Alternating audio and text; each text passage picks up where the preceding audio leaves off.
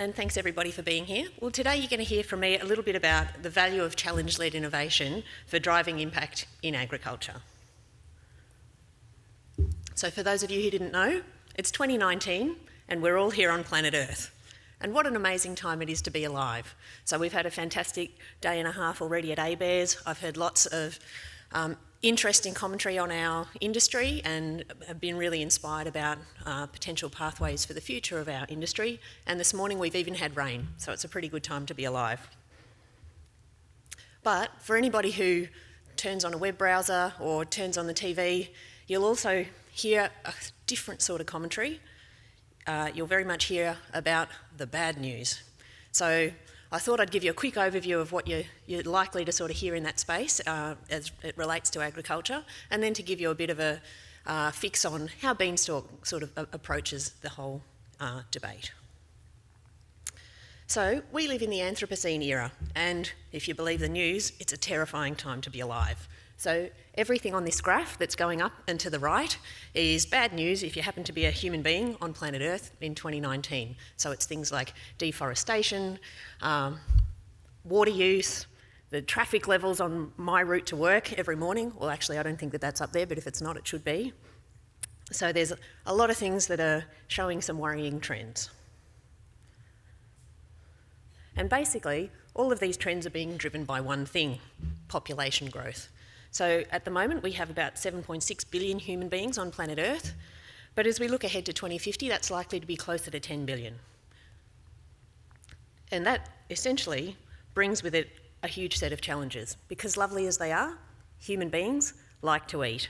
So what we were looking at in the previous slide was probably about a 40% increase in global population, but in terms of demand for food, that's likely to translate into something closer to a 70% demand for food over that same period of time, because a lot of the food that we're currently producing we're actually feeding to animals, because there's a huge demand globally for more higher quality protein.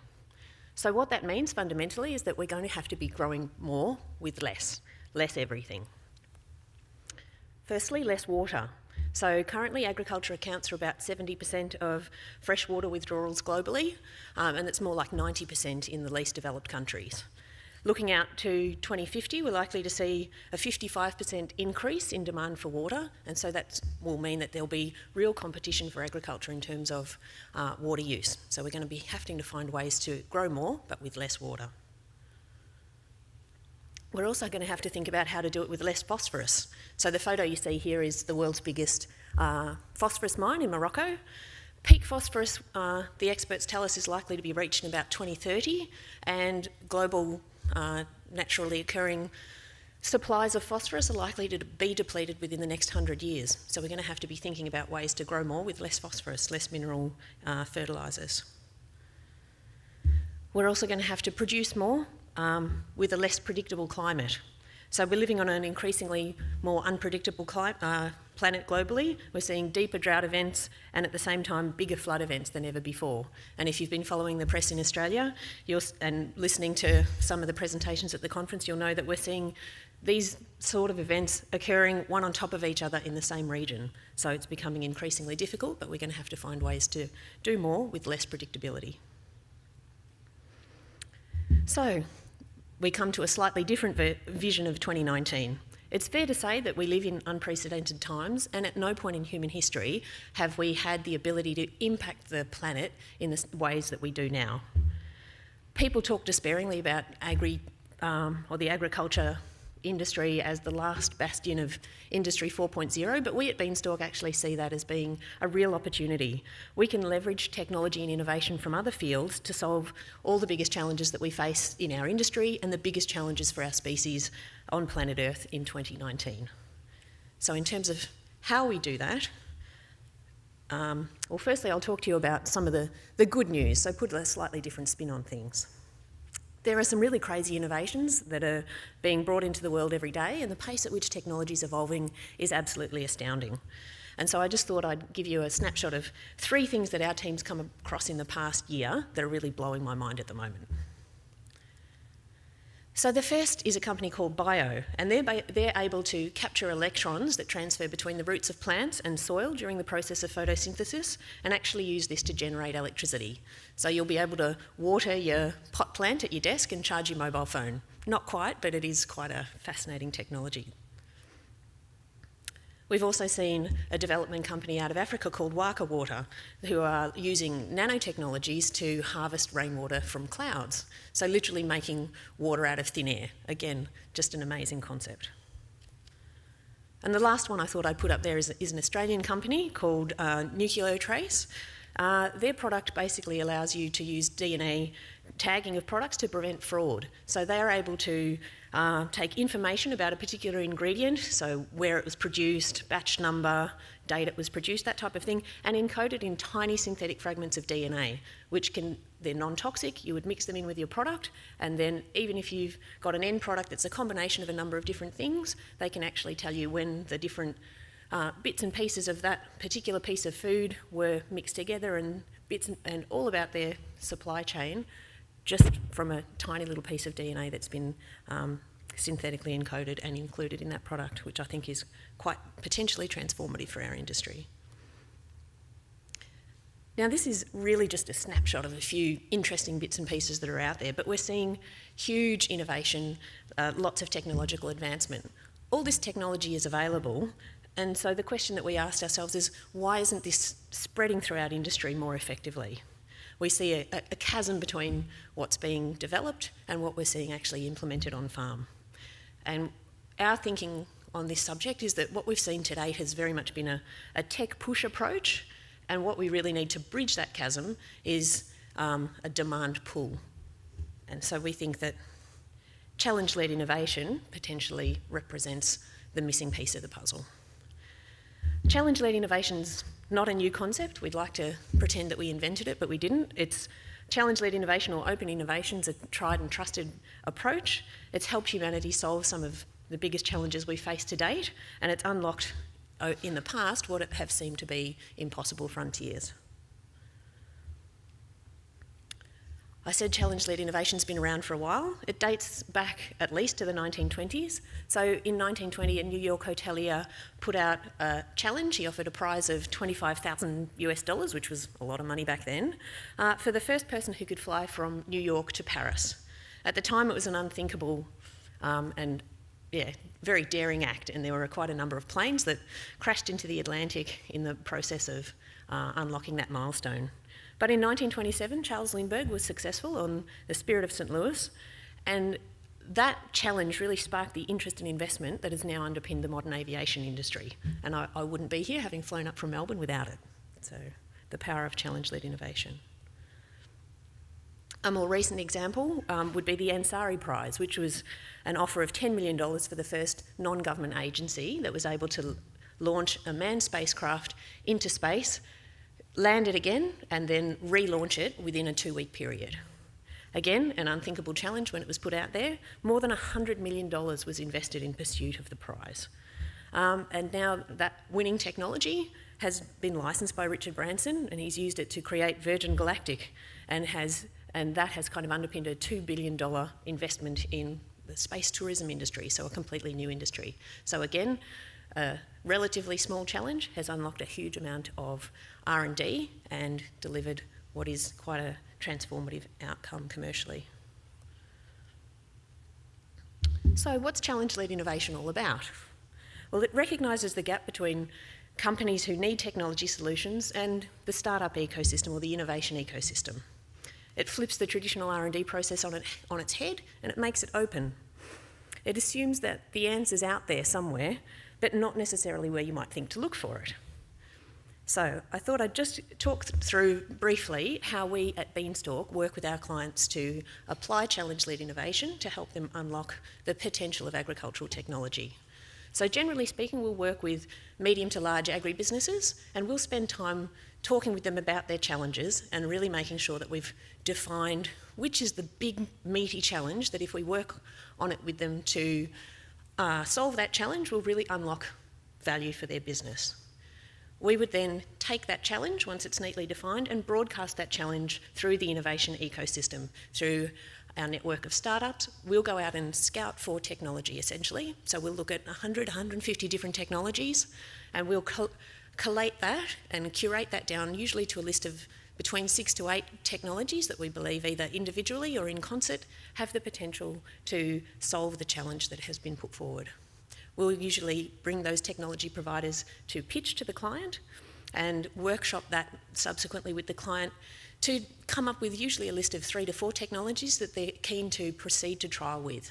We'll then help design a trial process with clear metrics around success or failure, and we'll simultaneously trial technologies in their business to get a real sense of, and very quickly, what works, what doesn't, and we'll help them to capture data, bring that back together and look at effectively what works and how they want to scale that into their business. Often we find what looked good on paper didn't necessarily integrate with other systems, or it might have been too expensive. Often there's a no-frills one that pretty much does the job, but sometimes there's some bells and whistles on this option over here that they're interested in, and so the solution is not a single supplier, but often it's a bringing together of different technologies to maximise an outcome that solves the challenge for our client.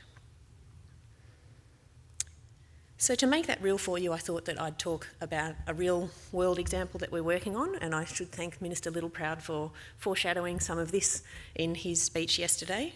So one of our current clients is LiveCorp, and we're working with them around what would be a familiar challenge, I'm sure, to most of you, which is focused around the animal welfare issues that relate to taking sheep from southern winter through tropical Southeast Asia en route to northern summer in the Middle East, where it's pretty hot and humid.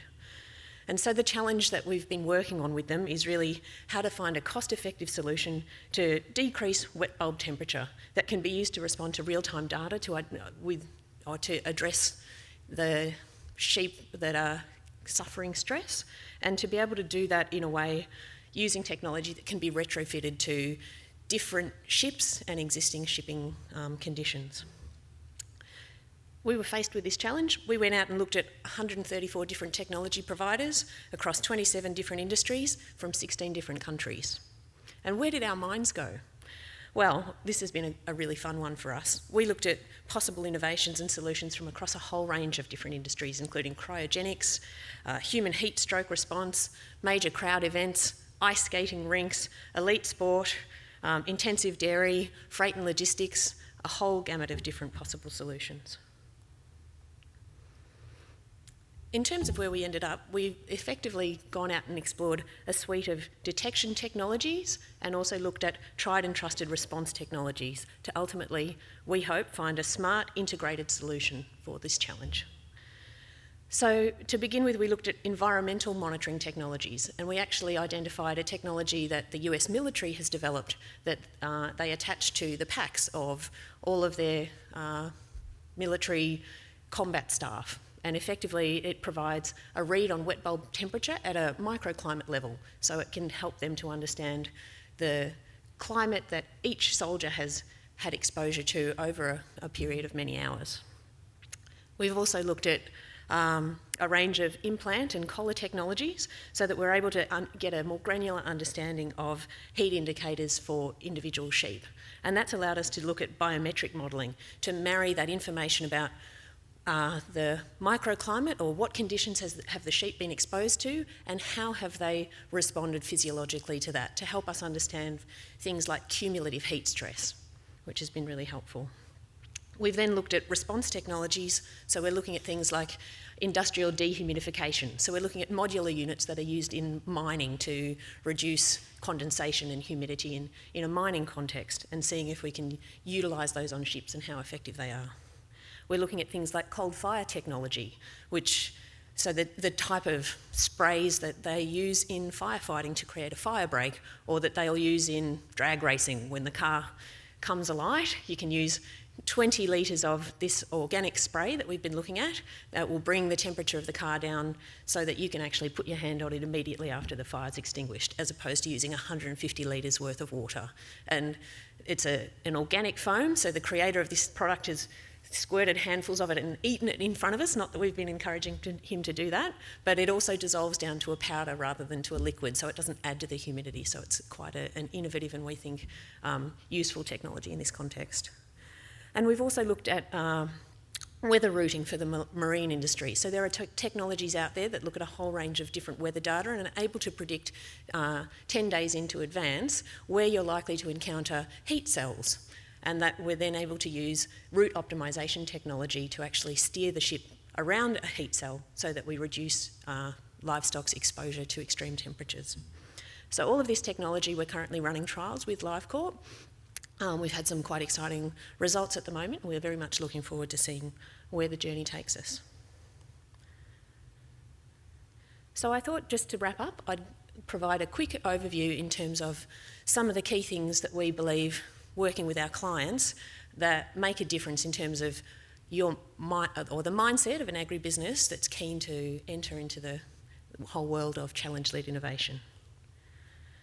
So the first thing we believe is really important is taking a problem-led approach. So challenge-led innovation works best when you've clearly defined your challenges, and it works even better when you've gone through a process to prioritise your challenges and understand that solving that number one challenge is really going to unlock return on investment. We think it's really important to be clear about the problem, the pain point, and the impact that it's going to have on all aspects of your organisation around resourcing, operational requirements, marketing, the whole gamut. We also believe it's really important to embrace the assumption that a solution exists out there. You've got to assume that a solution exists and that the solution doesn't necessarily exist in the agriculture sector. It may need to be borrowed. And even if you know about a possible solution, we believe it's really important to work on the assumption that someone out there might be doing it better, so that you're able to leverage what other people are doing and really use that to complement your own innovation process. We believe it's really important to get used to the idea of failing fast and failing often. We really offer a clear process to our clients to enable them to throw lots of darts at the board with minimal cost and risk, and to be ruthless about ruling out the ones that don't work. So we set out clear success metrics before we get started. So the principle is trial lots, learn lots, risk little, and be ruthless. We believe you've got to be prepared to flip R&D on its head. So rather than starting from zero, picking a single supplier and investing several years of R&D in pursuit of a particular outcome, only to realise 3 years down the track that you've bought something that's already outmoded, aka the NBN. I hope I'm not saying the wrong thing by suggesting that as an example. We believe it's more important to adopt an approach that allows you to leverage expertise across all industries and industries that may have a more mature technology system than we currently do. And then to adopt an approach that's de-risked by leveraging technology providers and startups who are actually taking the risk for you. And the last point I wanted to make is that we believe it's really important to collaborate to win and to go into it with that mindset. We're finding that some of the mega challenges that we're trying to tackle require bringing together numerous technology providers, and the LiveCorp example is probably a really good one, and putting them together to solve a single challenge. And we're also finding that a lot of the challenges that we're working on are not particular to a single business, but they often have industry-wide ramifications. And so thinking about whether there's a possibility of working at an industry-wide level on your challenges means that you're potentially more likely to have the capacity and capability at your fingertips to scale when you've identified the winners in terms of the technology you're looking for. I think that brings me to the end of my presentation. So if you'd like to learn more, I've got my contact details up there, and I'm looking forward to some questions. Thank you.